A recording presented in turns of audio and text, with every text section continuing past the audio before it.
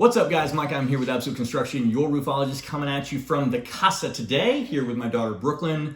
I know that I'm normally talking to you guys about roofing and issues and things like that, but obviously, under the circumstances, under self-quarantine, I'm not on roofs, so I don't have anything to share with you on that.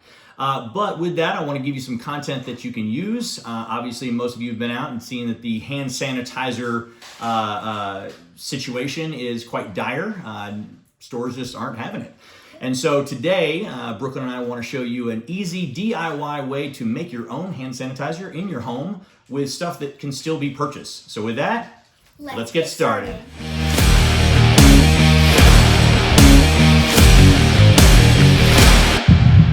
All right, guys, so hand sanitizer. We all know that it is in short supply, if you can even get it at all. And so, again, Brooklyn and I want to jump on here and give you a DIY recipe on how you can make it in your home with products that are still readily available. So with that, I'm gonna turn it over to her, give you the general recipe, and then we'll kind of go into the things that you can use as substitutions.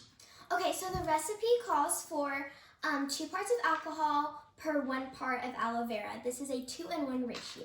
All right, so 2-to-1 ratio. So that means 2 parts alcohol for 1 part of aloe vera. So as you can expect, aloe vera is also in short supply. So ideally, if you can find it, that's what you need to use, aloe vera gel.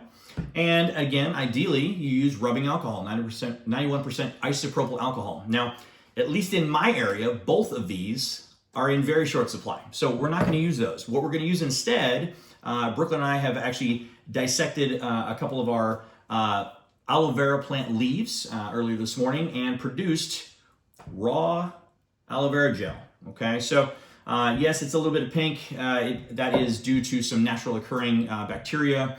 Kind of unknown why that anomaly happens. It actually turns back clear at some point, but pay no mind, that's how it comes. So in place of the alcohol, if it is in short supply in your area, you can also use 190 proof grain alcohol. This is the highest concentration of alcohol that you can buy for consumption, and it is pretty much readily available at most liquor stores. So with that, let's get started on the actually assembly of this. Here, you want to take it over?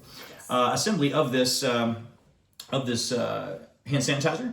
And while she's doing that, I'm going to show you how the dissection of the actual leaf goes. It's really super simple. You just hold it down flat side up, take a fillet knife, and very carefully take off the top. To do the 2-in-1 ratio, I'm going to do half a cup of the aloe vera and 1 cup of the alcohol. Okay. So, actually, she's an expert at this, so I'm gonna let her do this. All right. Okay. All right. So, getting the guts out of the aloe vera is super simple. Just kind of scrape it out with a spoon. It does come in a solid kind of gelatinous form, so you are going to want to put it in some sort of blender and spin it just to give it some more liquid consistency. It's likely not going to be as solid or the same consistency as what you would buy in the store, but it's still viable. At the end of the day, we're just looking for function over form here, okay? So it really does the same thing. So again, as you can see, kind of gooey, you know? Where's that little thing? Now we'll put it over the side here. So again, at the end of the day, we're looking for something that's a little bit more fluid like that. And so with that, let's dump this in the bowl. Kind of slimy. Very slimy. All right, do that. Slimy favorite. All right. And then, actually I do need that. All right, so going for a 2-to-1 ratio, we did a half a cup of aloe vera, so we're gonna do 1 cup of grain alcohol. Now you're gonna find some recipes on the internet that call for 3-to-1.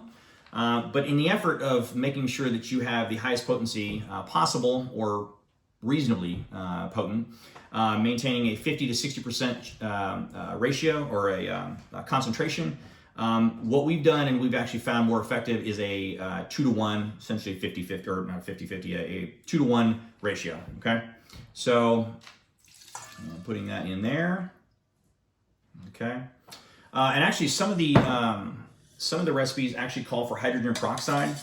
This is something that you obviously can use if you can find it in your area. It's not super necessary. Obviously, the alcohol is going to really do its job and So this is really thin. So just keep in mind that, you know, this is going to be more for potentially like spray bottles. We actually made a ton of this stuff for like little hand squeeze bottles and things like that. But also so that it doesn't smell like you're sanitizing your hands with vodka, we actually put in some essential oils, and Brooklyn is actually going to go into talking a little bit about these. Okay, so these are both natural fragrances that are from nature. And a fun fact about eucalyptus is that there are 800 eucalyptus plants. One of them is the eucalyptus tree, which can grow between 33 and 200 feet. That's huge. That's pretty darn big. Yes. 20 stories. All right. Yeah. So as far as essential oils go, tea tree oil and eucalyptus are two of the best antimicrobial oils that you can get. I mean, there's a plethora of different options. I mean, there's lavender, there's orange. I mean, you can literally make this stuff smell like anything.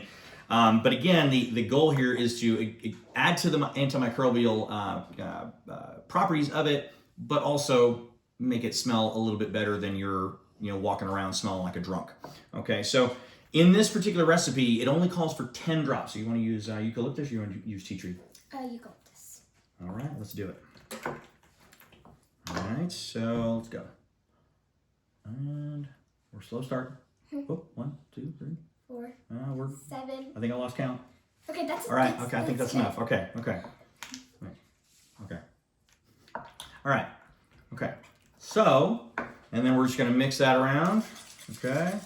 It smells way better Mmm. than alcohol. Eucalyptus alcohol. Can you smell it? That actually smells like I just took a trip or a hike. Really? Yeah. Okay. All right. Smells really So, good. and then with that, we have an emptied dial bottle that we have. We're going to be using. I would recommend a funnel that has a little bit bigger of a hole. This technically works. It's taken us a little bit longer. Sometimes some of this stuff is a little bit more solid than the consistency that you would find in standard store-bought aloe vera. So let's see if we can do this without making a mess. Here, I'll hold the bottle. Okay. All right, you do that. Let me just do it from the side here.